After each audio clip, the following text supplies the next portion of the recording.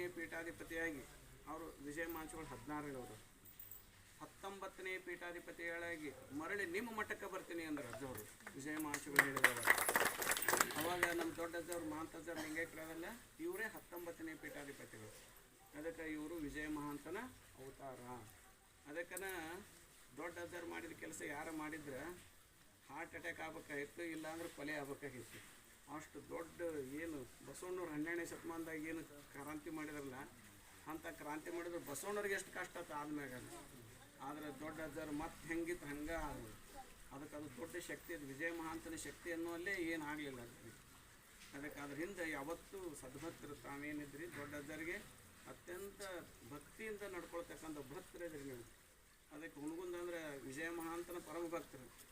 ಒಂದು ಕೂಡ್ಲ ಸಂಗಪ್ಪ, ಒಬ್ಬ ವಿಜಯ ಮಹಾಂತೇಶ, ಎರಡು ಬಿಟ್ಟರೆ ಏನಿಲ್ಲೇ ಏನಿಲ್ಲ. ಅದಕ್ಕೆ ಅಂಥ ವಿಜಯ ಮಹಾಂತೇಶಿಂದ 6ನೇ ಸ್ಮರಣೋತ್ಸವ. ಅದಕ್ಕೆ ಭಾಳ ವೈಭವದಿಂದ ಭಾಳ ಭಕ್ತಿಯಿಂದ ಮಾಡಬೇಕು. ಮತ್ತು ಎಲ್ಲರೂ ಸೇವಾ ಮಾಡಿ